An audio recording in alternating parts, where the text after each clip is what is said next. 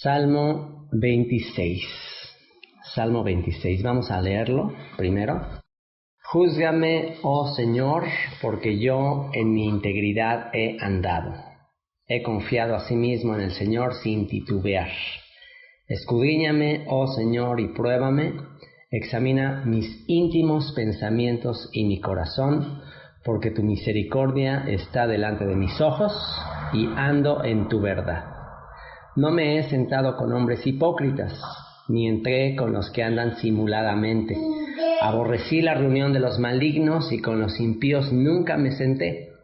Lavaré en inocencia mis manos y así andaré alrededor de tu altar, oh Señor, para exclamar con voz de acción de gracias y para contar todas tus maravillas. Señor, la habitación de tu casa he amado, y el lugar de la morada de tu gloria.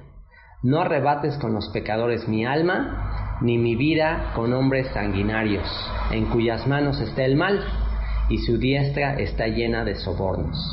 Mas yo andaré en mi integridad, redímeme y ten misericordia de mí. Mi pie ha estado en rectitud, en las congregaciones bendeciré al Señor. Y bueno, pues este es el Salmo 26, Salmo de David, como dice ahí el subtítulo. Y no sé si en sus Biblias tiene este pequeño subtítulo que dice Declaración de Integridad, ¿no? Y bueno, si leemos como a manera superficial, así como lo leímos ahorita este Salmo, pues pareciera que David pues está como declarando eso, como declarando su integridad, declarando que él es muy justo, como diciéndole al Señor, mira, pruébame y vas a ver que yo soy muy bueno, muy justo, muy íntegro. Entonces, a simple vista parecería que eso está diciendo el rey David. Sin embargo, conociendo la historia del rey David y conociendo lo que Dios mismo dice de él, que es un varón conforme al corazón de Dios, esto quiere decir que es un hombre humilde, es alguien que entendió la misericordia de Dios, parecería un poquito contradictorio con el carácter de David, con lo que sabemos de David, con la historia de David, leer un salmo escrito por él donde aparentemente está diciendo yo estoy muy bien y soy lo máximo, ¿no? Entonces, el hecho de conocer el contexto, la época en la que se escribió este salmo y desmenuzarlo, nos va a mostrar cuál es la intención de David al haber escrito este salmo, ¿ok? Y comienza con la primera línea. En el primer versículo dice: júzgame, oh Señor, porque yo en mi integridad he andado. Y vamos a ser muy sinceros y vamos a pensar si en algún momento tú y yo le hemos dicho o le diríamos a Dios: júzgame, oh Señor, porque yo en mi integridad he andado. ¿Quién se atrevería a decirle eso al Señor? ¿Quién se atrevería a decirle: Señor, júzgame y verás que soy limpio, soy íntegro, soy congruente, soy transparente? ¿Quién se atrevería a decirle eso al Señor, no? ¿Quién se atrevería a decirle: ponme a prueba, Señor? ¿Quién se atrevería? No, pues, o sea, hasta ahí llegamos, ¿no? O sea, nadie nos atreveríamos a decir eso. Entonces, ¿por qué es que David se atrevió a decir esto? Bueno, primero que nada, le vamos a poner a este salmo el siguiente título. El título que le vamos a poner a este salmo es Confianza en la corrección. Confianza en la corrección. Según comentarios rabínicos, hay un comentario en el que yo me baso tomo ciertas referencias para este estudio que estoy haciendo verso por verso de los Salmos. Un comentario de editorial ArtScroll dice que este salmo fue escrito después de que David pecó con Betsabé. Y bueno, pues aún peor, o sea, si después de que pecó con Betsabé está diciendo júzgame porque soy íntegro, soy limpio, todo lo estoy haciendo bien, pues como que entonces no tiene mucho sentido, ¿no? No tiene mucha lógica. Entonces, ¿cómo explica esta esta incongruencia? ¿Cómo explica este comentario? Bueno, pues hay varios detalles que les voy a ir mencionando. Me llama mucho la atención una vez que uno analiza el contexto y cada una de las palabras, cada uno de los versículos los desmenuza, entonces te vas a dar cuenta cuál era la intención de David al haber escrito esto. Al decir él, júzgame, Señor, porque en mi integridad, en mi congruencia, en mi rectitud he andado. ¿Qué es lo que David entiende después de haber pecado con Betsabé? ¿Cuál es el secreto que David encontró después del pecado, después de la corrección? Porque Dios lo corrige, lo disciplina a causa de lo que hizo, ¿se acuerdan? Su hijo falleció y bueno, luego le dice que no se apartará de su casa todos los días de su vida, que no se apartará la espada, que no se apartará el mal, o sea, va a recibir las consecuencias de lo que hizo el resto de su vida. ¿Y cuál fue la consecuencia de recibir la corrección, la disciplina de Dios? ¿Qué trajo eso a la vida de David, a su corazón? Bueno, trajo la convicción para escribir este salmo. Y David entendió el secreto del valor de la prueba de Dios. David entendió el gran valor que tiene ser corregido, ser disciplinado, ser probado. David entendió eso. Sin duda, él enseñó eso a su hijo Salmón, ya que Proverbios, capítulo 12, versículo 1, y yo insisto mucho en estar repitiendo una y otra vez los proverbios, estudiar un proverbio cada día, insisto mucho en eso, y al parecer aquí mi amigo Isaac ha estado cumpliendo ese consejo, ya que él pues dice que repetidamente escucha los proverbios. ¿Por qué? Porque los proverbios, si ustedes analizan el tema de los proverbios, es instrucción, corrección, disciplina, todo el tiempo. La palabra corrección aquí es la palabra musar, esa palabra en Proverbios 12.1. Proverbios 12.1 dice: el que ama la instrucción ama la sabiduría. El que ama la instrucción ama la sabiduría, mas el que aborrece la reprensión es ignorante. Esto lo escribe el rey Salomón. Sin duda a su papá se lo enseñó bastante bien, porque de eso trata todo el libro de Proverbios. El que ama la instrucción ama la sabiduría, mas el que aborrece la reprensión es ignorante. Y aquí la palabra instrucción es la palabra musar. Musar, que literalmente significa eso, significa ser corregido, ser probado, ser disciplinado. Y el libro de Proverbios, como les digo, está lleno de referencias a esta palabra y su importancia para que seamos mejores personas y que lleguemos a ser conforme al corazón de Dios. ¿Para qué Dios nos corrige y nos disciplina? Pues para que participemos de su santidad, para que lleguemos a ser conformados a la imagen de aquel que nos llamó de las tinieblas a su luz admirable. ¿Quién es? Yeshua. Ese es el propósito. David tenía un corazón tan humilde y sabio que entendió el valor de la disciplina. ¿Igual que quién?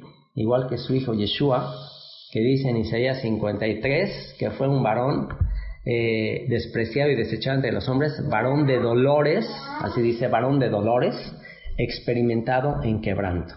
O sea que si alguien experimentó el sufrimiento, la corrección, incluso ni siquiera por sus propios pecados, sino por los de otros, fue Yeshua, y aún así él se gozó con esa corrección que él recibió. En Hebreos capítulo 5, versículo 8 al 9 dice: y aunque era hijo, hablando de Yeshua, aunque era hijo, por lo que padeció, aprendió la obediencia.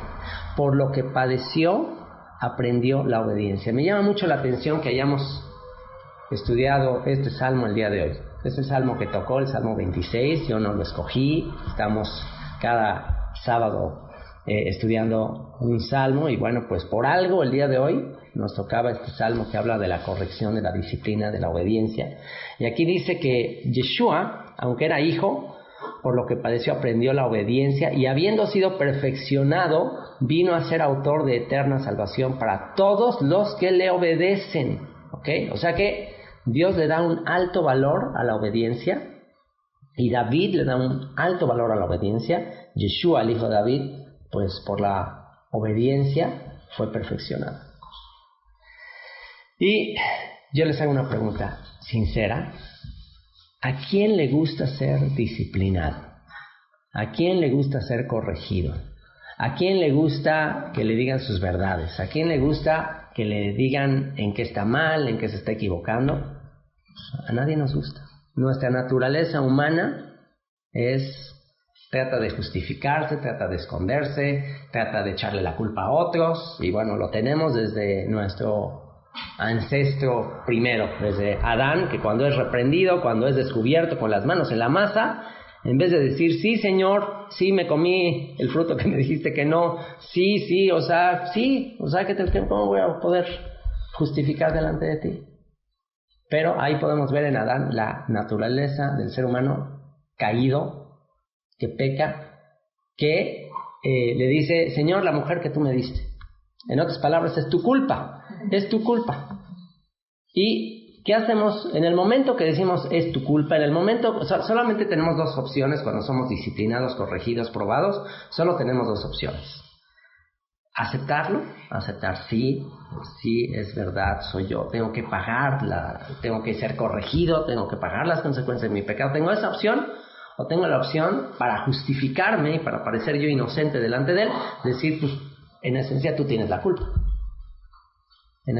O sea, cuando decimos no fui yo, le estoy echando la culpa a alguien más. Así que, bueno, los rabinos enseñan que hay 4 tipos de personas. Hay 4 tipos de personas en su reacción con la prueba, la disciplina, la corrección. Están los que se quejan de la prueba, los que se quejan de la disciplina, los que se quejan de la corrección, aquellos que cuando Dios trae una prueba, una disciplina. ¿Y para qué es la disciplina? ¿Para qué la corrección? Pues para que seamos mejores, para ser pulidos, para que seamos mejores seres humanos. Entonces hay 4 tipos de personas. Los que se quejan de la corrección, ¿recuerdan algún personaje que al principio sí la recibe bien, pero ya llega un momento en que se empieza a quejar y empieza a maldecir hasta el día en que nació? ¿Y por qué nací? ¿Por qué me hiciste así? ¿Por qué no morí el día que me engendró mi mamá? ¿Y por qué? Y empieza a cuestionar a Dios. ¿Quién es? El que se queja y se queja y que se queja, que le llaman el paciente Job, pero un momento en que perdió la paciencia, Job. ¿Ok? Ese es un tipo de personas. Y vamos a ver con cuál de los 4 nos identificamos, a cuál nos pareceremos. Job, pues bueno, al principio sí la aguanta, pero ya que empieza a pasar el tiempo ya llega el momento en que explota y empieza a quejarse. El segundo tipo de personas son los que se gozan con la disciplina, el que se gozan con las pruebas, el que perseveran y siguen confiando y siguen confiando. ¿A quién podemos nombrar como alguien que fue probado y salió siempre adelante y lo hizo aunque las pruebas eran muy difíciles? Abraham fue probado en múltiples ocasiones y salió adelante y salió adelante victorioso, salió adelante con gozo, no quejándose, no murmurando, no amargándose. Él es una prueba, por eso es el padre de la fe, Abraham. Está otro tipo de persona que son los que dicen ya basta, ya no más disciplina. Aquellos que está la vara y ya, por favor, ya, ni una más, ni un golpe más. ¿Quién fue ese? El rey Ezequías. El rey Ezequías, cuando recibe la noticia de que vienen los asirios, y bueno, ya los asirios habían disciplinado al reino del norte, ya se habían llevado cautivas a las tribus del norte, era una disciplina siria, era una vara para disciplinar al pueblo de Israel por su idolatría, por su apostasía, por su conformismo, etcétera, ¿no? Por su infidelidad. Y viene a Siria, y cuando ya llegan los asirios hasta Jerusalén, y le manda cartas el rey de Asiria a Ezequías diciéndole, hasta aquí llegaste, y viene la disciplina, viene la vara del Señor. ¿Qué es lo que hace Ezequías? Va con la carta con Dios al templo y dice, Señor, por favor, no, ya, párale hasta aquí. Y Dios solamente por David dice que detiene el castigo y libra a Jerusalén de caer en manos de los asirios, que eran tremendos y eran terribles y eran súper crueles. Y Dios detiene el castigo y porque este hombre dijo, ya, párale. Por favor, Señor, ayúdanos. Entonces Dios reserva ahí a Jerusalén, acaba con el ejército de los asirios y bueno, pues ahí tenemos el tercer tipo de personalidad. Ezequías que dice ya, hasta aquí. Pero ¿qué pasó? ¿Qué pasó más adelante en la vida de Ezequías? Bueno, le avisa el profeta Isaías a Ezequías que bueno, que prepare todas sus cosas porque va a morir. Y todavía va Ezequías y dice, no, dame un poquito más de tiempo. Y le agrega tiempo. ¿Y qué pasa en esos años que le agrega? Nace su hijo Manasés, que es uno de los peores reyes de Israel, que hace que llegue a tal nivel de apostasía el reino de Judá, que ya después pues tiene que Dios traer a Babilonia para que castigue tremendamente a la nación de Judá. Así que tenemos ahí a Ezequías diciendo ya hasta aquí. Y por último tenemos los que Dios le está dando varazos, así como el papá que le está dando con la vara a los hijos. Y el hijo, ya que el papá dice bueno ya estuvo bien, ya va y deja la vara en su lugar, el hijo va por la vara y le dice no papá, sígueme dando por favor. Sígueme dando. Ese es David. Eso es lo que hizo de David un hombre conforme al corazón de Dios. Un hombre que reconocía la importancia de la corrección, la importancia de la disciplina, la importancia de que no importa cuántas veces me pruebes y me pruebes y me pruebes, Señor, sígueme probando, sígueme juzgando, sígueme disciplinando. ¿Por qué? Porque quiero llegar a la perfección. No quiero que haya en mi vida ni una sola mancha. Wow, imagínate nada más eso. Imagínate llegar a ese nivel de corazón de David. Así que dice, júzgame, oh Señor, que tú seas siempre el que me juzgue, júzgame. Y bueno, pues también debemos de librarnos de tener temor de que Dios nos juzgue, porque mejor es que nos juzgue Dios a que nos juzgue las personas, las circunstancias. ¿Por qué? Porque nos debemos sentir más tranquilos y no debemos tener ningún temor a decirle a Dios, Señor, júzgame, tú pruébame, tú disciplíname, porque una de dos, o te disciplina Él o te disciplina la calle, la gente, las circunstancias, ¿no? Pues júzgame mejor tú. Es por eso la recomendación de que los padres disciplinemos a nuestros hijos. ¿Qué prefieres? ¿Qué prefieres? En Israel se dice, una de las maneras de pensar de papás en Israel es que, bueno, y por eso muchos jóvenes israelíes y adolescentes todos son muy indisciplinados y los papás siempre tienen la esperanza de que, bueno, no importa, ya que lleguen al ejército ahí me lo van a disciplinar. Entonces eso está grueso. O sea, ¿por qué? Porque ¿quién disciplinará y quién lo hará pues con más misericordia, con más compasión? Pues los papás o el ejército. Entonces, pues ¿para qué esperarnos hasta que tenga que ser el ejército o la policía o los golpes que da la vida? ¿Cuánto, ya que crecemos, ya que somos mayores, cuántos no pensamos, wow, ¿por qué mis papás no me corrigieron esto? ¿Por qué no fueron más duros en esto? Si mis papás hubieran sido más estrictos, más duros, no hubiera yo caído en estas cosas de las cuales, ahí sí lo lamento, ahí sí tienen unas consecuencias terribles en mi vida. Hubiera preferido que mis papás fuesen más estrictos. Así que David por eso dice, Señor, júzgame tú. O sea, prefiero ser juzgado por ti que por la gente que es cruel, que es despiadada, que no les voy a importar yo. Prefiero que me juzgues tú, Señor. Y lo dice en mi integridad de andar. Y aquí le da una causa a Dios por la cual juzgarle. Y es, bueno, porque según yo, en mi integridad he andado. En mi limpieza he andado. ¿Y cuál es la opinión natural de nosotros cuando cometemos errores? ¿Cuál es nuestra tendencia natural como seres humanos? Pensar que nosotros somos los que estamos bien. Eso es nuestra naturaleza. Por eso el Salmo 19:12 también de David dice, ¿quién podrá entender sus propios errores? Líbrame de los que me son ocultos. Por eso David dice eso. ¿Por qué? Porque no tenemos la capacidad de reconocer nuestros propios errores. No tenemos la capacidad. Necesitamos que alguien nos diga cuáles son nuestros errores. Porque no podemos. Somos tan orgullosos, somos tan egoístas, Nos ciega tanto nuestro orgullo y nuestro egoísmo que no tenemos la capacidad para ver nuestras fallas. Y lo he dicho en otros estudios, el orgullo es como el mal aliento. Todo mundo se da cuenta, menos el que lo tiene. Entonces, pues necesito que alguien me diga, oye, ¿tengo mal aliento? Júzgame, Señor, ¿tengo mal aliento? Ayúdame, porque yo no me doy cuenta de mi mal aliento. Así que aquí eso es lo que está pidiendo. Júzgame, oh Señor, porque yo en mi integridad he andado. He confiado a sí mismo en el Señor sin titubear.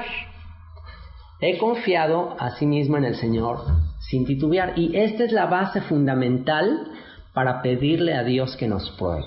Esta es la base. Por eso yo puedo pedirle con confianza que me pruebe sin temor. Por eso se nos debe quitar el temor a decirle, Señor, ponme a prueba, júzgame. Se nos tiene que quitar el temor de decirle eso. Muchos no se lo diríamos. Al principio que les pregunté, oye, ¿tú le dirías al Señor, júzgame, prueba? Pues no, porque qué miedo, ¿no? Pero David no tiene miedo en decirle eso a Dios. ¿Por qué crees que David no tiene miedo en decirle eso a Dios? Porque David está 100% seguro de que Dios le ama.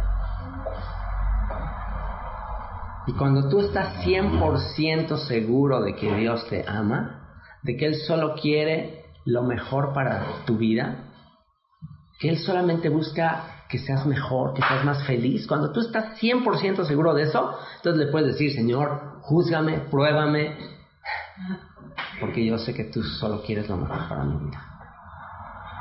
Esa es la seguridad que tenía David, sin titubear. En ningún momento David dudaba de que del amor de Dios, en ningún momento. Por eso le dice, júzgame, oh Señor, porque yo en mi integridad he andado. He confiado a sí mismo en el Señor sin titubear. Escudriñame, oh Señor, y pruébame. Examina mis íntimos pensamientos y mi corazón. Imagínate eso, no nada más veas mis obras externas, no nada más veas lo que hago, sino escudriña, examina por qué lo hago. No nada más qué hago, sino por qué lo hago. ¿Por qué son estas obras que hago? A ver, Señor, ¿por qué soy así? Ya sea para bien o para mal. ¿Por qué hago estas cosas buenas, estas obras buenas? ¿Lo hago por vanidoso? ¿Lo hago porque quiero que me aplaudan? O sea, ¿qué estoy tratando de lograr al hacer todo lo que hago? O al hacer cosas que están mal. A ver, ¿qué estoy tratando de lograr, Señor? Examíname y pruébame. Así como se prueban con fuego los metales preciosos para hacerlos puros, David anhela ser probado para llegar a la pureza que Dios tiene en mente para el ser humano. Dios tiene un plan para el ser humano y es que lleguemos a ser conformados a la imagen de su Hijo, a que lleguemos a la máxima pureza. Y ese es el anhelo que tiene David. No debemos tener temor del fuego de Dios, ya que solo tendrá el propósito de sacar lo mejor de nosotros. Así como los metales se meten al fuego, al horno de fuego, bueno, eso solo tiene el propósito de purificar, de quitarle las impurezas a los metales, de mostrarnos aquello que debemos mejorar. Por ejemplo, yo que me dediqué al deporte un tiempo, bueno, una de las cosas que uno más anhela cuando uno es deportista, cuando te dedicas al deporte de alto rendimiento, que más te causa emoción, entusiasmo y estás entrenando para eso, son las competencias. O sea, los torneos, las competencias, bueno, pues esa es una gran motivación para entrenar. Ahora, cuando llega el día de la competencia, cuando llega el día de la prueba, pues hay nervios naturales, ¿no? Hay nervios y uno está súper nervioso y bueno, yo siempre batallé muchísimo con los nervios. Pero una vez que... Y nervios, ¿y por qué temor? ¿Cuál es el temor? Si analizas, bueno, ¿por qué nervios? ¿Por qué estoy tan nervioso? ¿Por qué tengo tanto temor? Bueno, porque estoy aterrado de perder. Y entonces ya años después, yo en ese tiempo no entendía tanto mi terror de perder. Y bueno, el terror de perder fue lo que me causó perder tanto. Porque tenía tanto temor de perder que continuamente perdía. ¿Y por qué? ¿Por qué era mi terror de perder? Bueno, en esa época yo no tenía la capacidad, la madurez, la sabiduría para enfrentar mi terror, pero ya años después me doy cuenta que, bueno, mi principal terror a perder era pues las burlas que iba a recibir después de mis compañeros, del entrenador en particular, que era tremendo cada que perdíamos. Entonces eso me paralizaba, eso me obstaculizaba, me frenaba. Entonces en este caso, en las pruebas que Dios nos pone, pues no debemos tener absolutamente ningún temor. Al contrario, la prueba me va a mostrar, me va a sacar mis impurezas, me va a sacar mis defectos, y eso es justamente lo que yo necesito saber, cuáles son mis defectos, cuáles son mis debilidades, ¿para qué? Para poder ser mejor.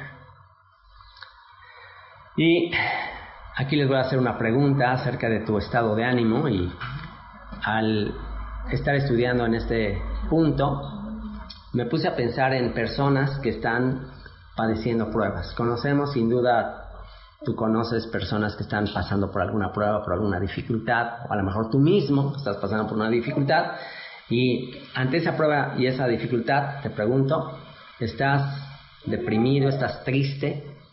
¿Te sientes triste, te sientes oprimido o deprimido, perdón, por estar siendo probado?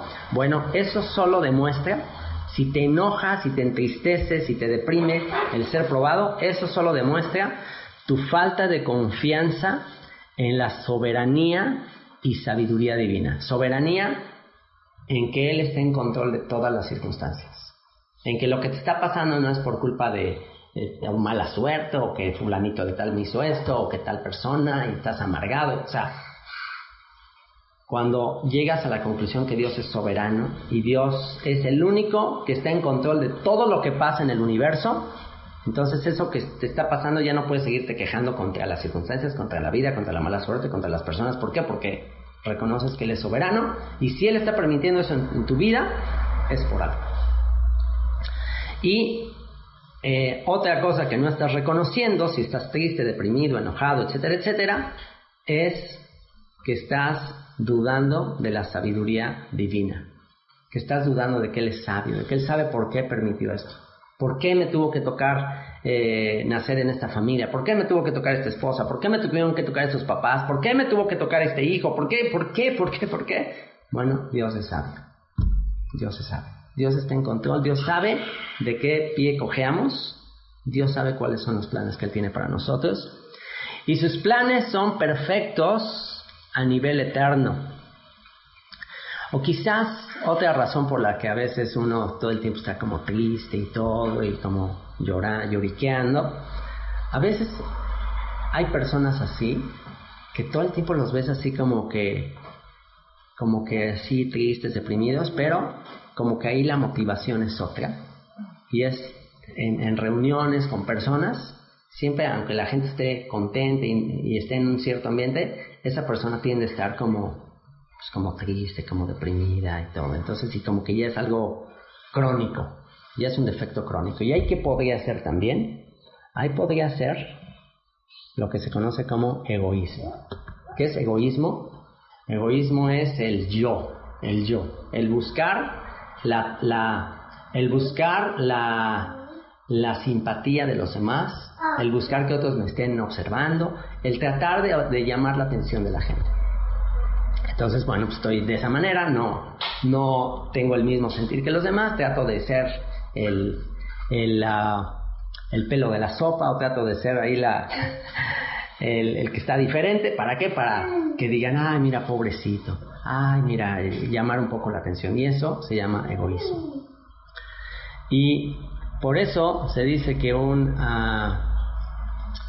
gran antídoto contra la depresión, con la tristeza, con el que te estén ahí todo el tiempo, ay, pobrecito, ay, mira qué triste, ay, o sea, en vez de eso, que en vez de que estés tú buscando el aprecio, la simpatía, el que te estén apapachando, al revés, eso te va a traer más tristeza y te va a hacer adicto a que te estés todo el tiempo ahí latigueando y que otros estén ahí tratando de consolar. Entonces, ¿cuál sería el antídoto contra eso? Hacer justo lo opuesto.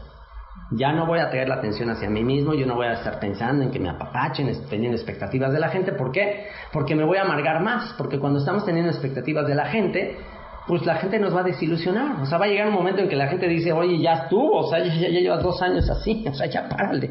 O sea, entonces, ¿qué vamos a pensar? Ay, qué insensible esta persona. Ay, qué grosera. Ay, como a él no le pasó, ay, pues claro, ¿no? Entonces, pues, ¿sabes qué? Quieres el antídoto. Y entonces, pues, es un círculo vicioso, porque entonces más razones tienes para estar así triste, amargado. Entonces, ¿cuál es el antídoto? Bueno, deja de pensar en tu propia aflicción, en tu propia prueba. Confía en Dios, Él es sabio. Y trata de ayudar a otras personas en tu misma situación. Muy probablemente eso que te pasó, y está escrito en muchas ocasiones, Dios nos hace pasar por pruebas, por situaciones, para después poder consolar a otros, para después poder ser de ayuda a otras personas. ¿Cuántas fundaciones no han surgido como consecuencia de padres que han sufrido tales cosas y después fundan una fundación para ayudar a otros igual? Entonces tenemos 2 opciones: estar toda la vida quejándonos, qué triste, qué infeliz soy, y toda la vida así, a ver, ayúdenme. O, ¿sabes qué? Señor, tú tienes control, tú eres sabio, tú sabes por qué lo hiciste, y ahora ayúdame a ir a consolar a otros, que ahora ya entiendo yo el sufrimiento, ahora ya sé lo que se siente. Wow, hay mucha gente que no lo está entendiendo, ayúdame para ir a consolarlos. Y entonces cambia totalmente y sales de la depresión así, de la noche a la mañana.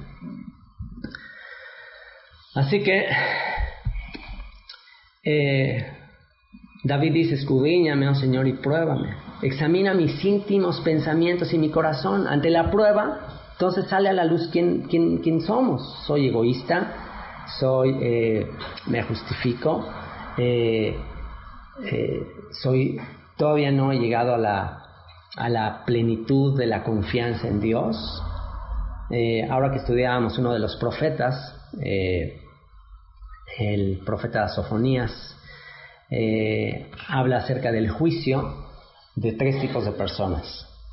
Cuando venga el juicio, Dios va a juzgar a los de plano incrédulos, ¿no? A los de plano perversos, malignos, incrédulos, que rechazan a Dios. Va a juzgar a los adúlteros espirituales, esto es, a los que sí creen en Dios, pero creen en Dios y al mismo tiempo dice que juran por otro Dios, o están como que viviendo en dos mundos o 2 vidas, ¿no? Un pie con Dios y otro pie en el mundo, otro pie con las cosas de este mundo. Y el otro grupo de personas son los apóstatas, los que de plano creyeron en Dios y todo, pero ya se apartaron y ya se fueron al mundo, ¿no? Entonces ahí dice que Dios va a juzgar a estos 3 grupos de personas. De los 3, ¿cuál podríamos pensar que es el peor de los 3 grupos? Pues los incrédulos de ya de plano, pues bueno, ok, de plano no creen y viven conforme a lo que no creen. Pero el grupo que no tiene congruencia, no tiene lógica, es el grupo que dice que cree en Dios, que confía en Dios, que Dios es sabio, que Dios es bueno, que Dios tiene planes eternos, pero estoy enojado y estoy amargado por lo que me está pasando. Bueno, entonces no tiene congruencia. O estoy viviendo en desobediencia, pues entonces defínete, no tiene congruencia lo que estás viviendo. Y dice el verso 3: porque tu misericordia está delante de mis ojos y ando en tu verdad. David tiene la confianza de pedirle a Dios: escudriñame, oh Señor, pruébame, examina mis íntimos pensamientos y mi corazón. ¿Por qué? Porque tu misericordia está delante de mis ojos y ando en tu verdad. ¿Por qué puedo yo confiar en la disciplina o corrección divina? Porque estamos completamente seguros de su misericordia y su verdad. Por eso no tengo ningún problema en decirle: pruébame, júzgame. ¿Por qué? Porque yo confío en su misericordia. Aquí la palabra misericordia es la palabra Gesed. Gesed, que también se podría traducir como amabilidad, bondad. Señor, yo confío en que eres bueno. Yo confío en que eres muy amable. Confío en que eres bondadoso. Y la palabra verdad es la palabra emet. La palabra emet tiene 2 letras, que es la primera letra del alfabeto hebreo y la última letra. ¿Qué quiere decir? La primera y la última. Si Dios todo lo creó con su palabra, quiere decir que todo lo que existe, todo lo que vemos y lo que no vemos, todo lo que vemos y lo que no vemos, y esto tiene que ver con el pasado, presente, futuro, todo lo que está fuera de nuestro alcance, está en control de Dios.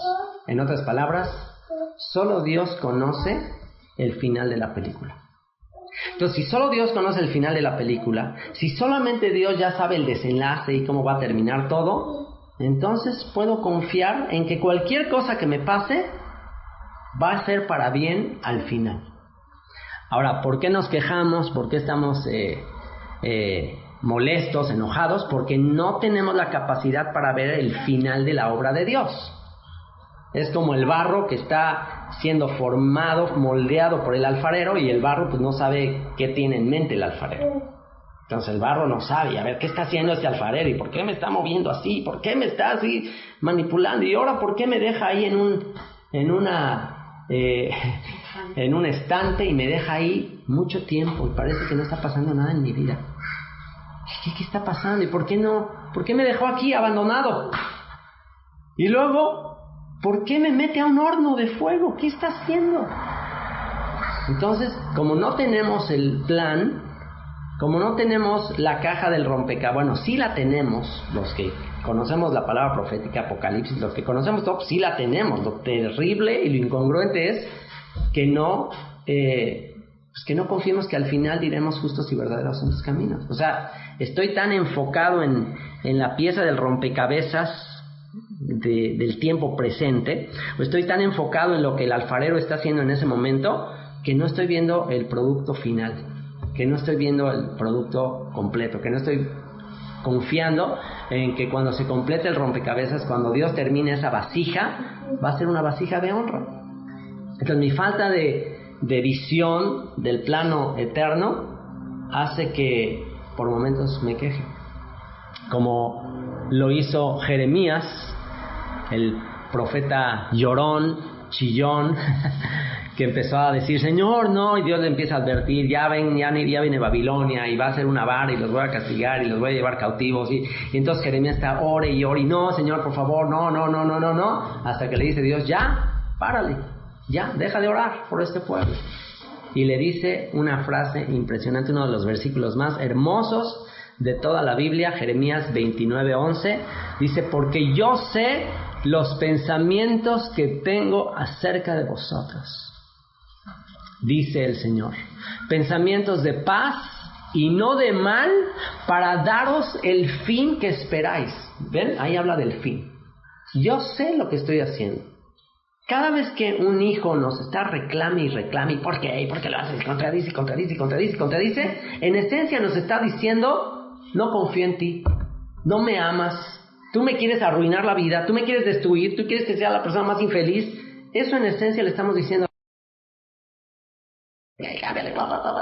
Todo con mi cara. Bueno, en esencia se lo estoy diciendo a Dios. No confío en ti, Señor, no creo que me amas. Así que aquí Dios le dice a Jeremías, ya, párale. Yo sé los pensamientos que tengo acerca de vosotros, dice el Señor, pensamientos de paz. Y la palabra shalom, de paz, shalom en hebreo, no nada más significa paz, que no vas a tener problemas, toda ausencia de guerras, de complicaciones. No, la palabra shalom tiene que ver con algo que se completa, algo que llega a su plenitud. Yo tengo un plan para completar tu vida. Yo tengo una obra maestra y yo quiero llevar tu vida a esa obra maestra. Como cuando Miguel Ángel, el famoso escultor, hacía esas maravillas de esculturas, y la gente común que no sabía qué tenía en mente, pues veía cómo le estaba dando a la piedra y le daba ahí con el cincel y el martillo, y bueno, pues alguien que no sepa lo que estaba haciendo, pues decía, bueno, ¿y cómo le haces? O sea, ¿cómo le haces para hacer esas obras de arte increíbles que han sido preservadas por siglos? ¿Cuál era la respuesta de Miguel Ángel? Dice, bueno, esta piedra no es esta piedra, yo tengo un plan para esta piedra que sea como el David, y solo le estoy quitando lo que le sobra. Eso es lo que Dios está haciendo con nosotros. Dios ya tiene el plan perfecto. Él ya sabe cómo quiere que seamos cada uno de nosotros y qué está haciendo cada que nos está martillando.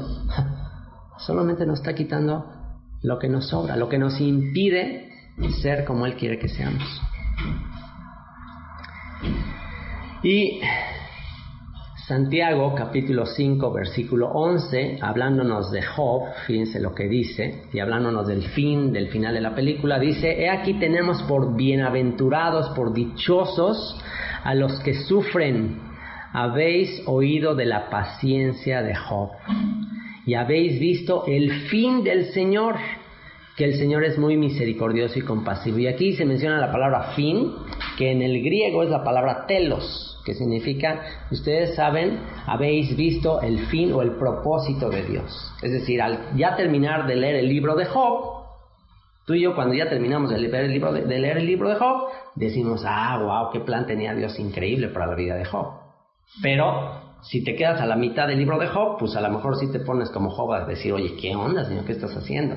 Pero ya que ves el final de la película dices: wow, de oídas te había oído, mas ahora mis ojos te ven. Por lo cual me arrepiento, dijo Job. Por eso es que tenemos que meditar en la Biblia de día y de noche. El síntoma de que hemos dejado de perseverar en la palabra profética más segura. La palabra profética más segura es la que ya, la conclusión, el final de la película, que eso es Apocalipsis, son todos los profetas que ya nos hablan de la restauración final, del gozo final. Bueno, el síntoma de que estamos dejando de perseverar en la palabra profética es la queja, la ingratitud, la tristeza. Ya que la misma palabra nos dice que al final entenderemos el final de la prueba. Valga la redundancia, al final entenderemos. Mientras tanto, mientras vivimos aquí, no lo entenderemos. Jeremías 30:24 dice: no se calmará el ardor de la ira del Señor hasta que haya hecho y cumplido los pensamientos de su corazón. ¿Y de qué nos habla todo el capítulo 30? De un juicio terrible que le habría de venir a la casa de Judá, al pueblo judío. Dice: no se calmará el ardor de la ira del Señor hasta que haya hecho y cumplido los pensamientos de su corazón. En el capítulo 30 Jeremías está anunciando juicios terribles y hasta la gente dice: ¿y por qué el Señor nos va a hacer todo eso? Bueno, ¿por qué? Porque Dios tiene un propósito. Pero dice, este versículo 30-24 de Jeremías dice: en el fin de los días entenderéis esto. En el fin de los días entenderéis esto. Y bueno, eso lo comprueba Apocalipsis 15:3, cuando dice que una gran multitud canta el cántico de Moisés, siervo de Dios. Ya cuando es la redención final, cantan el cántico de Moisés, siervo de Dios, y el cántico del Cordero, diciendo: grandes y maravillosas son tus obras, Señor Todopoderoso, justos y verdaderos son tus caminos, Rey de los santos. Ya ahí todo el mundo va a decir: wow, qué maravillas hiciste, Señor, en nuestra vida. Porque tu misericordia está delante de mis ojos y ando en tu verdad. No me he sentado con hombres hipócritas, ni entré con los que andan simuladamente. Aborrecí la reunión de los malignos, y con los impíos nunca me senté. Y aquí David nos da otro secreto para mantenernos optimistas, para mantenernos entusiastas, para mantenernos alegres, aún en tiempos de prueba. ¿Cuál es el secreto? El secreto es evitar las malas compañías. Evitar las malas compañías. Por eso dice: no me he sentado con hombres hipócritas, ni entré con los que andan simuladamente. Aborrecí la reunión de los malignos, y con los impíos nunca me senté. Evitar las malas compañías, ¿por qué es importante? Ya que las malas compañías, las malas actitudes, las malas conversaciones son contagiosas. ¿Ustedes qué opinan? ¿Qué es más, en una reunión con muchas personas, qué tiende a ser como más contagioso o como que atraer más la atención? Una persona que empieza medio a quejarse y a hablar mal y todo, o normal, las conversaciones normales que se habla generalmente en las noticias, las reuniones de gente incrédula. ¿De qué se está hablando? Pura queja, pura negatividad, tristeza, etcétera. Entonces dices: wow, entonces hay que alejarse de eso. David dijo: ¿sabes qué? Porque no quiero ¿Y por qué esa gente se queja tanto? Porque esa gente no ve el más allá. Esa gente no piensa en que todo es para bien. Una que otra excepción de personas que dicen que son optimistas, dicen, no hombre, todo va a ser para bien. Es rara la persona que ante las pruebas dice todo es para bien y mira, échale ganas. Es rara la persona. La mayoría de la gente está ahí como toda deprimida. Y en 1 Corintios 15:33 dice, no erréis. Las malas conversaciones corrompen las buenas costumbres.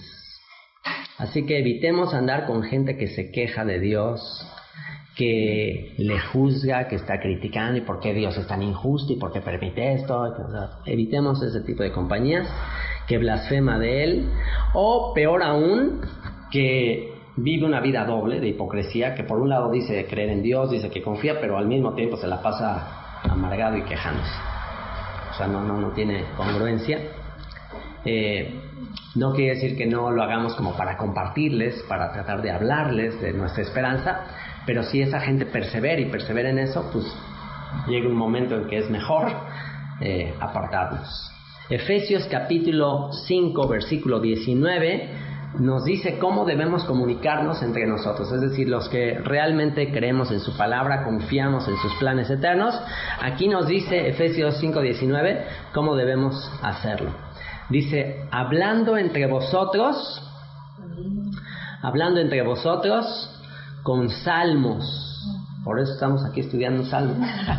Hablando entre vosotros con salmos, con himnos y cánticos espirituales, cantando y alabando al Señor en vuestros corazones, dando siempre gracias por todo al Dios y Padre, en el nombre de nuestro Señor Jesucristo, Yeshua el Mesías. Fíjense lo que dice, dando gracias por todo. En toda circunstancia dale gracias. Y Colosenses 3:16 dice algo similar. La palabra del Mesías, dice la palabra de Cristo, more en abundancia en vosotros. La palabra del Mesías, ¿cómo puede morar en abundancia la palabra del Mesías en nosotros?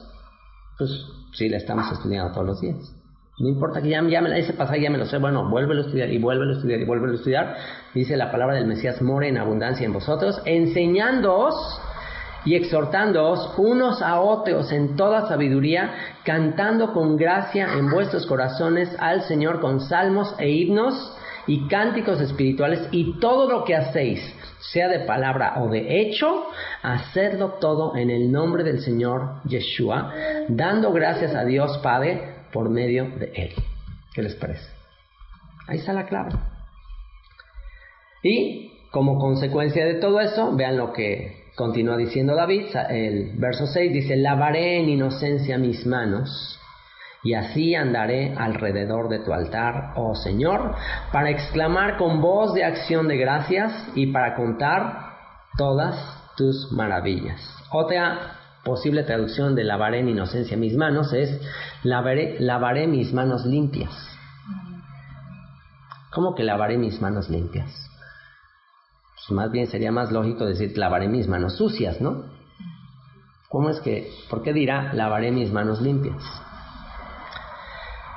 Bueno, lavar las manos limpias para David eso implica la convicción de que siempre podemos aspirar a una mayor limpieza de la que percibimos.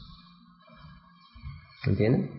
O sea, a lo mejor yo pienso, mira, ya mis manos están limpias. ¿Qué pasa si yo veo mis manos, o bueno, cuando que me ha insistido mucho mi esposa que estudió cosmetología y todo el tema de la piel, en que me tengo que lavar la cara?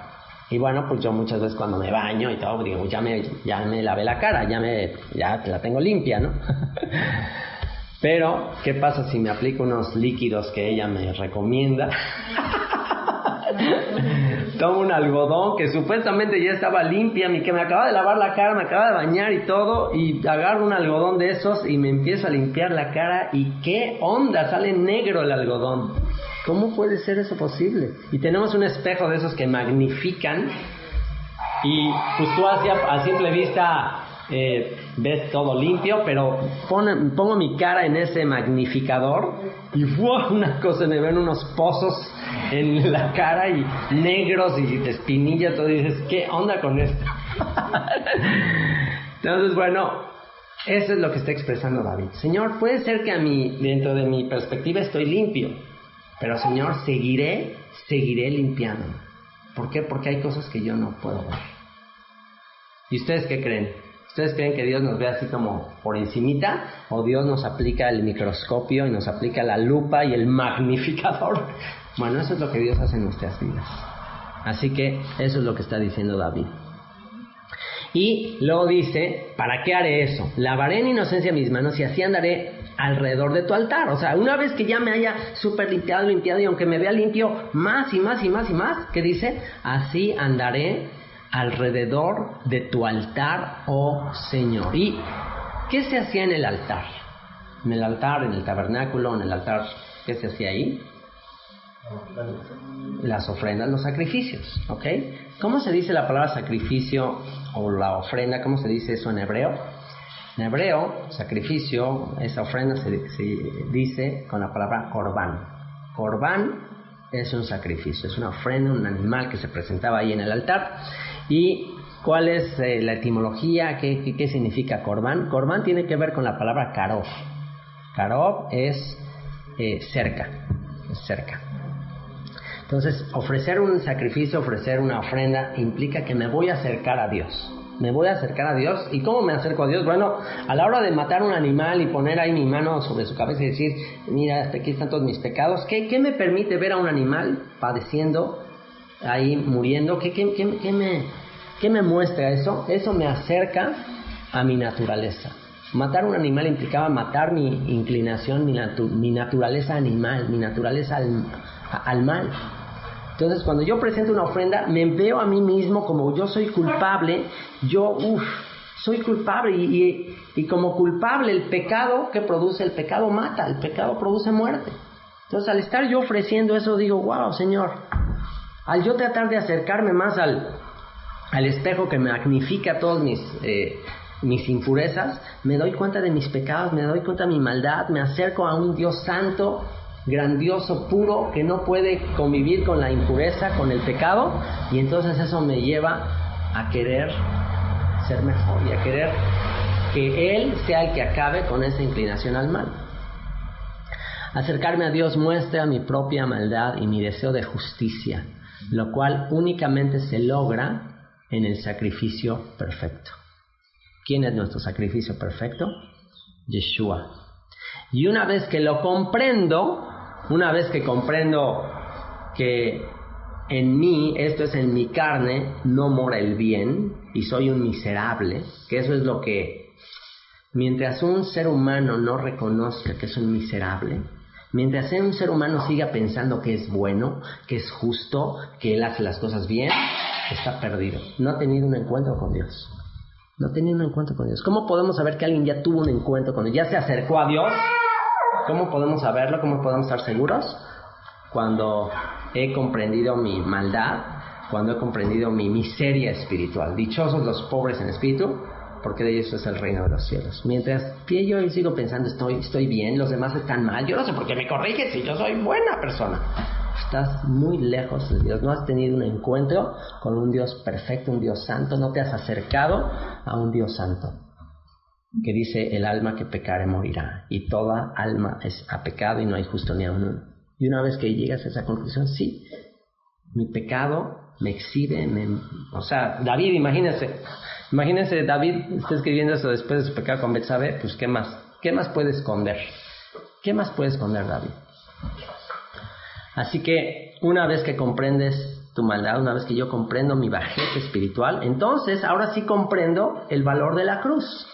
Ahora sí entiendo el valor de la cruz. Hay una canción que me gusta mucho y que trato de escucharla todos los días, que dice, cuando mi pasión se me vaya apagando, cuando ande distraído en muchas cosas, dice, llévame a la cruz. Ese es el título de la canción, llévame a la cruz. Llévame a la cruz, Señor, muéstrame en esa cruz el sacrificio perfecto. Esa es la cruz que nos acerca realmente a lo que nosotros somos. Y al ver a Yeshua muriendo en esa cruz, ¿qué exhibe la cruz? Exhibe el costo de mi desobediencia. Cuando yo pienso que desobedecer, pues ¿cuál es el problema de desobedecer? ¿Para qué hacer tanto exageración con la obediencia? ¿Cuál es el gran valor de la obediencia? Bueno, ahí tienes lo que causó el menosprecio de ser obedientes. Ahí tienes la cosa. Y una vez que llego a esa convicción, una vez que yo entiendo eso, entonces, ¿qué dice ahí el verso 7? Lavaré en inocencia mis manos y así andaré alrededor de tu altar, oh Señor, para exclamar con voz de acción de gracias y para contar todas tus maravillas. La vida de David se caracterizó por la alabanza y gratitud, ya que entendió la pureza divina y santidad divina en contraste con la suya, en especial después de su pecado con Betsabé. Bienaventurado aquel cuya transgresión ha sido perdonada y cubierto su pecado. ¿Por qué David ya se dedicó de ahí el resto de su vida a escribir salmos y estar todo el tiempo agradecido? ¿Por qué? Porque al que mucho se le perdona, mucho ama. Al que poco se le perdona, poco ama. Y si una persona se siente justa, si una persona se siente buena, no va a estar enamorado de Dios. No va a querer aprender más de Dios, no va a estar agradecido, no va a querer compartir de Dios, no va a querer dedicarse a nada de Dios porque no está agradecido, porque no, yo soy una buena persona. Dios no ha hecho nada por mí que valga la pena. Para exclamar con voz de acción de gracias y para contar todas tus maravillas. El Señor, la habitación de tu casa he amado. Verso 8. Señor, la habitación de tu casa he amado y el lugar de la morada de tu gloria. Señor, la habitación de tu casa he amado y el lugar de la morada de tu gloria. Ya David, en los últimos días de su vida, ya que había logrado tantos éxitos militares, ya que había conquistado tantos territorios, ya que había unido a las 12 tribus de Israel, ya que lo había logrado todo, ya que tenía bienes materiales, ya que no era perseguido, ya que todo estaba tranquilo, ya que tenía su casa de cedro, ya que todo estaba perfecto en su vida, ¿qué es lo que más anhelaba David? Al ver todo lo que había acumulado en su vida y todo el dinero y toda la gloria y todo el reino y verse en una tremenda casa, ¿qué es lo que anhelaba David en ese momento? Lo que dice el verso 8. Señor, la habitación de tu casa he amado y el lugar de la morada de tu gloria. Anhelaba construirle un templo al Señor en ese terreno que podía ver desde la ciudad de David, desde ahí podía ver el terreno. Era una montañita que todavía hasta nuestros tiempos está, el monte del templo, el monte Moriah, el monte donde Abraham iba a sacrificar a Isaac. Y David veía ese terreno. ¿Qué era ese terreno? ¿Qué era ese terreno en tiempos de David?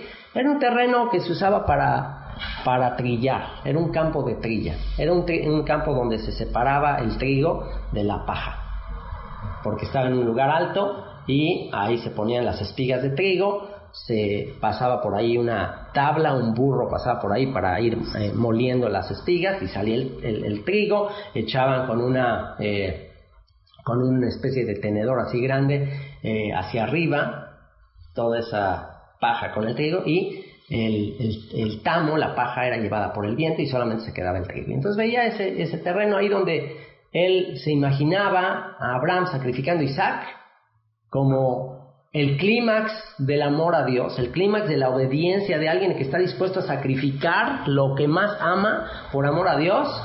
Ahí David, sin duda inspirado por eso, dice: yo quiero ese terreno.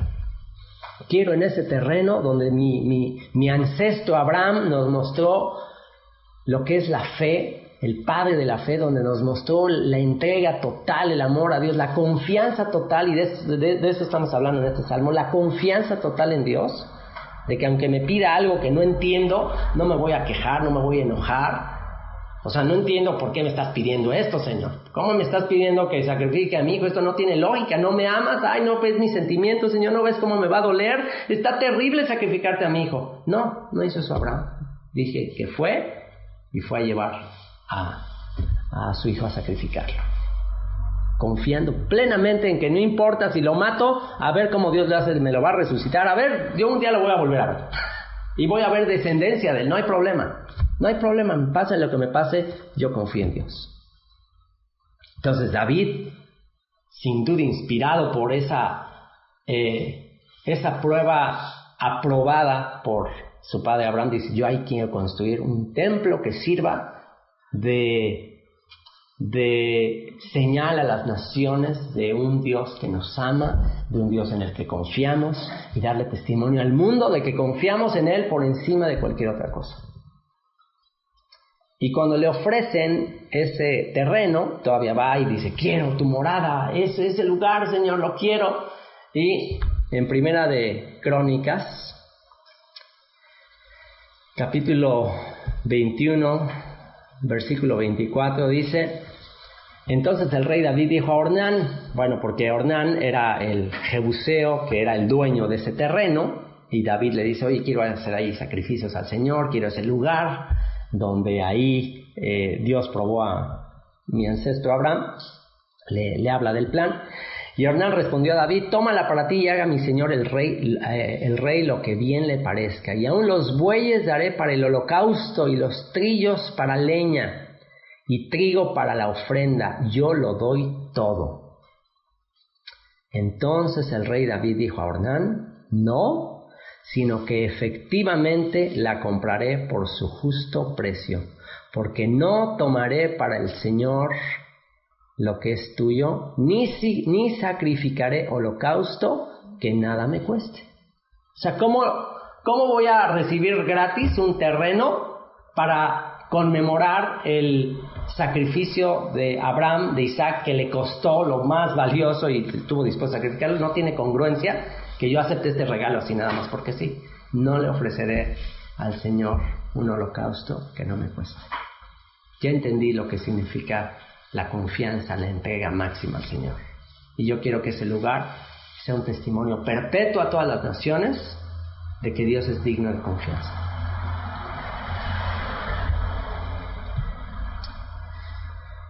Señor, la habitación de tu casa he amado y el lugar de la morada de tu gloria.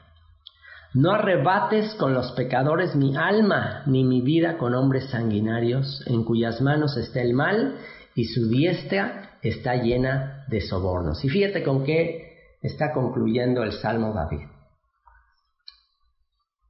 David le dice, no arrebates con los pecadores mi alma, ni mi vida con hombres sanguinarios, en cuyas manos está el mal y su diestra está llena de sobornos. En otras palabras, no permitas que mi vida sea un desperdicio como la de aquellos que te desprecian. ¿Y sobre qué base David le dice a Dios, Señor, no quiero ser como estos, que admiten sobornos, que son malvados, perversos? ¿Cuál es la característica de esos hombres? Bueno, soy diferente a ellos. ¿Por qué? Porque ellos ofrecen sobornos, tratan de escaparse del juicio con sus propios medios. ¿Qué es ofrecer soborno? Es, ya me agarraron con las manos en la masa, soy culpable, y en vez de arrepentirme, a ver cómo me salgo con la mía. Voy a decir que no es cierto, y a ver, le voy a pagar a alguien para que mienta, voy a mentir, a ver cómo le hago, pero no voy a reconocer mi maldad. Justo lo opuesto a lo que David está diciendo en todo este salmo. Escudriñame, Señor, muéstrame que soy culpable. Sí, yo quiero ser, quiero que me muestres mi maldad. Lo opuesto a la gente perversa y malvada, que todo el tiempo trata de justificarse, todo el tiempo trata de decir que otro fue, decir mentiras. Por eso fue destituido el rey Saúl. ¿Por qué? Porque no reconoció. Y esa es la máxima maldad. La máxima maldad del ser humano es, pues, no reconocer su propia maldad. Y todavía tratarse de salir con la suya, de escaparse, y ya lo peor aún, echarle la culpa a Dios. Eso es el colmo de la perversidad, de la maldad. Entonces David está diciendo, Señor, yo no soy como esos, yo no quiero ser como esos. Soy diferente a ellos. Ellos ofrecen sobornos, tratan de escaparse del juicio con sus propios medios, tratan de justificarse, pero yo me acerco al altar de tus sacrificios. En otras palabras, reconozco mis culpas. Por eso quiero ofrecerte sacrificios. ¿Por qué? Porque con eso aprendo una y otra vez que mi pecado, que mi maldad produce la muerte. Quiero que me escudriñes todo el tiempo, quiero que me muestres mi culpa para seguir apreciándote, para seguir agradeciendo tu justicia sobre mí.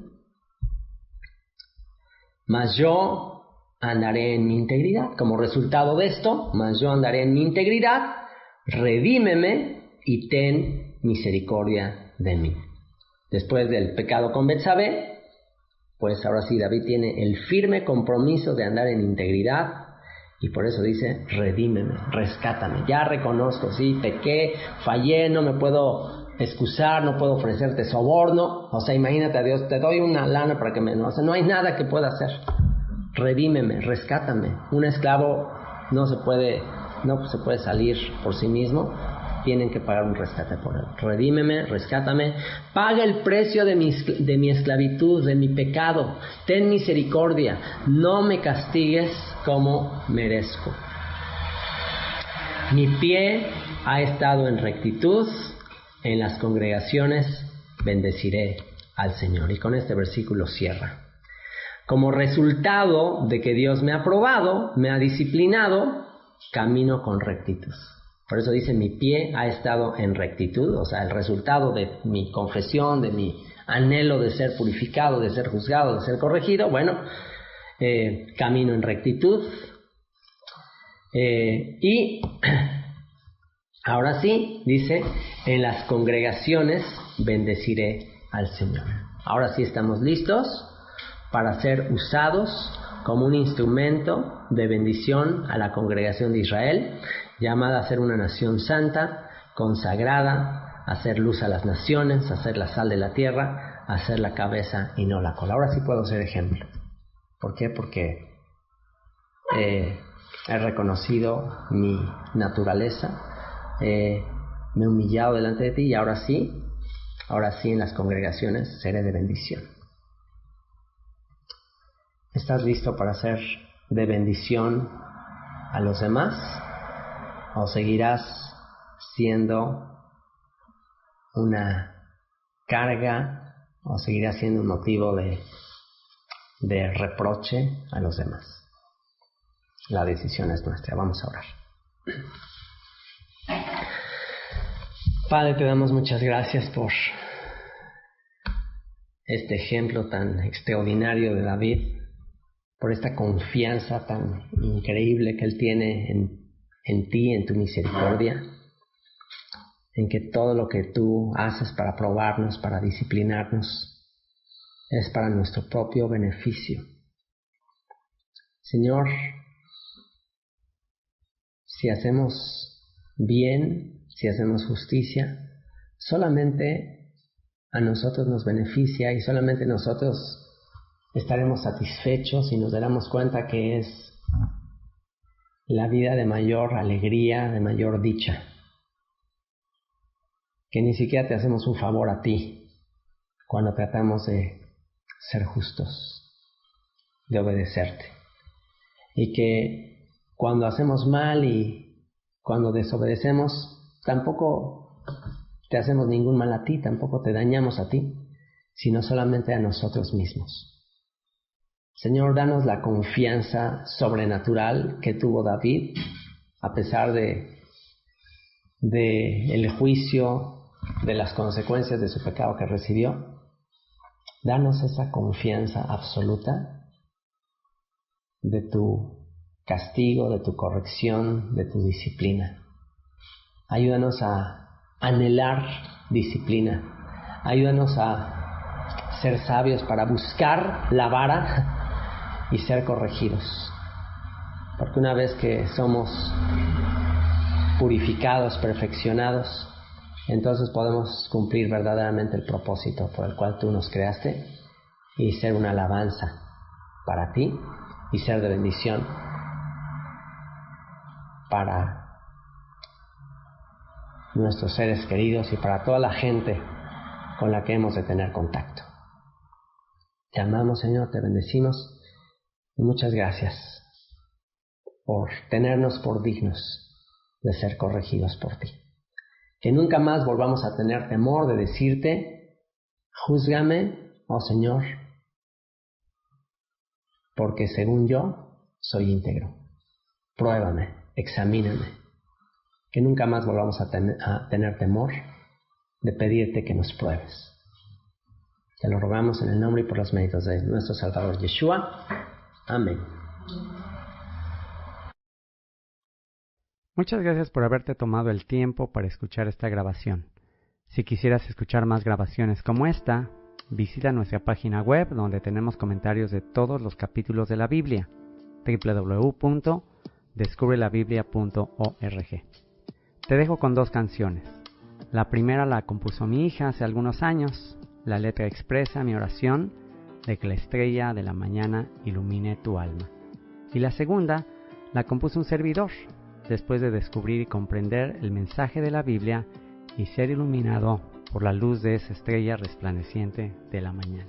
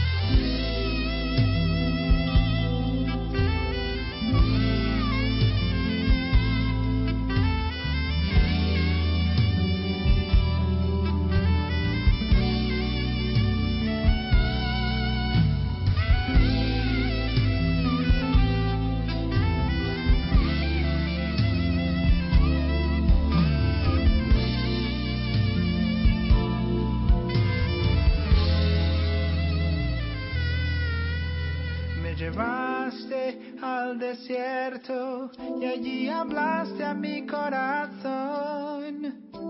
Reconoceré tu voz, me cautivó tu perdón.